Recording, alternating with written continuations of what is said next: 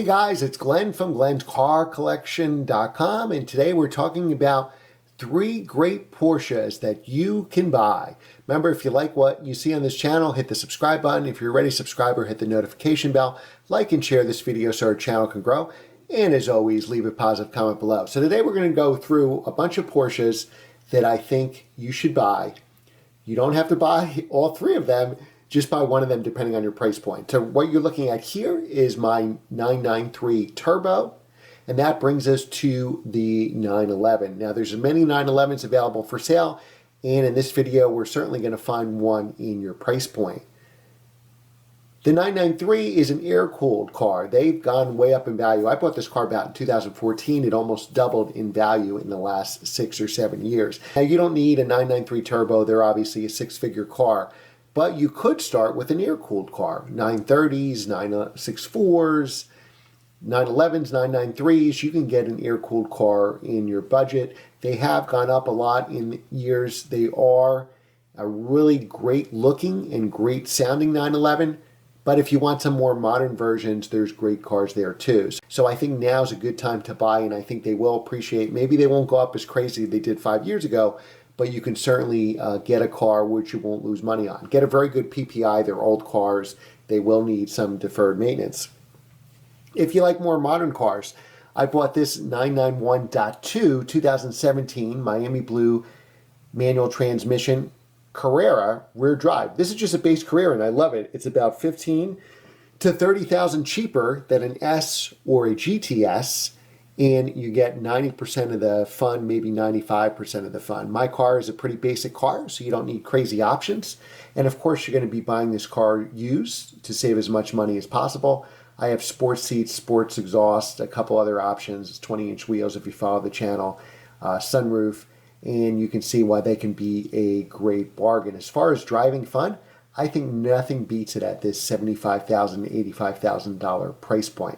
That's still pretty expensive though. So what else could you get? Well, I didn't start with the 993 Turbo, the 991. I actually started with the 996 C4S. I have a whole video on the channel about buying 996 C4S, so definitely check that out.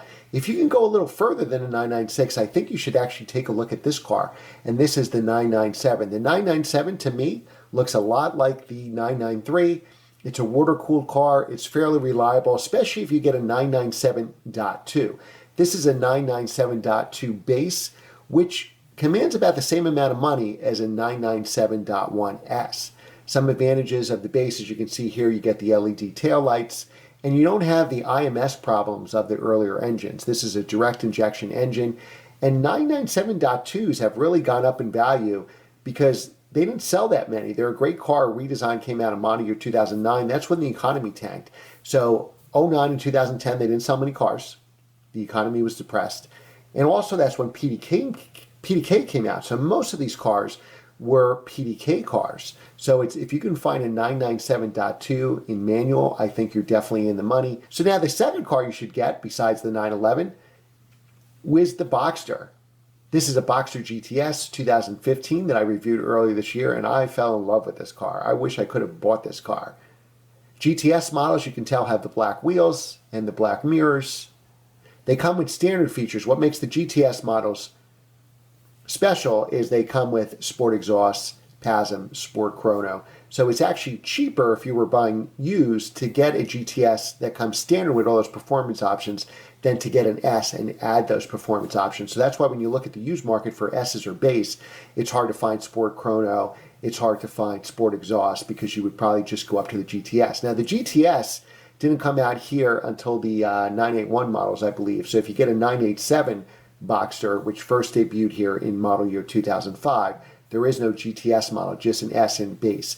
Now this was a PDK equipped car. Also it comes out with a manual transmission.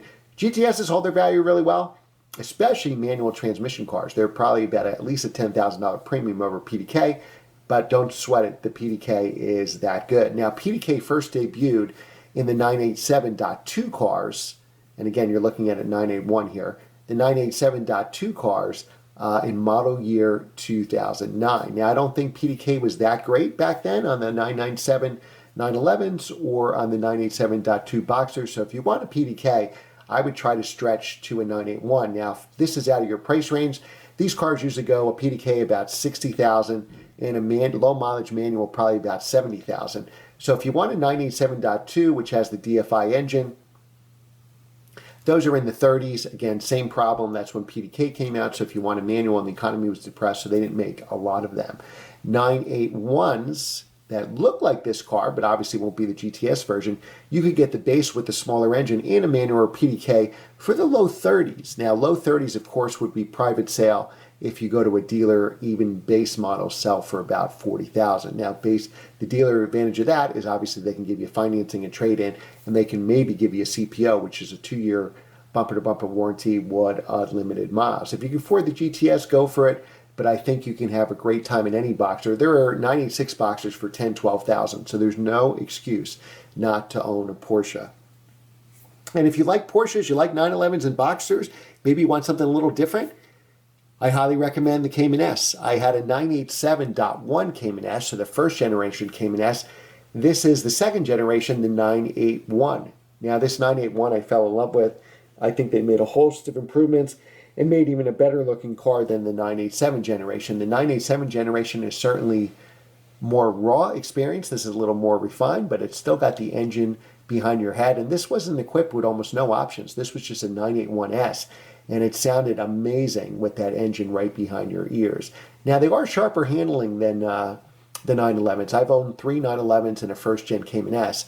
And the Cayman S, I would say, handles better because you got the mid-engine instead of the rear engine. The Porsche's 911s are, of course, the icon, so they have more quality materials. Maybe I think they're a little better built. There's more leather, less plastics, but you can't go wrong with a Cayman S. So if you don't want a convertible, I think the Boxster is the cheapest version to buy because the Boxster's been around a lot longer. Boxsters debuted in 1997, so you can get Boxsters for 10, 12 grand. I don't know if I'd buy at that price point just because you're going to have probably a lot of deferred maintenance. You're buying a 23-year-old, almost 24-year-old car, and it's going to need stuff. Now, this is my favorite more than the 1718 generation, unless you can afford the new 718 4.0 GTS. So I would probably go with the 981S if I was spec'ing Caymans. This car that we did a video on a couple years ago sold for about 42,000. I think this car today is probably more like 46, 47,000. They have gone up in value of the manuals. Again, just like the Boxsters, you can get a base version. I've seen base PDK. Of course, the base version has a smaller engine than the S in the low 30s. So if you want the look of this car, and you'll get probably S manual performance with a PDK base, you could probably get into this car for the low 30s, and that's really probably the Porsche bargain of the century. I had a 987.1 Cayman S, so that debuted in model year 2006. Mine was a 2008. 2009, they went to the 987.2, and that's the first generation you'll see of PDK in the DFI engine. So if you're worried about IMS issues, and I had 0 in my 2008, and I tracked it.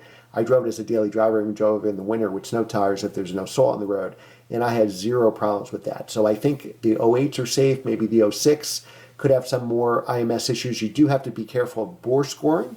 So you should probably have a bore scope when done in your PPI. So in any of these cars, they're older cars, you definitely need a PPI. Some people may have worshipped these cars.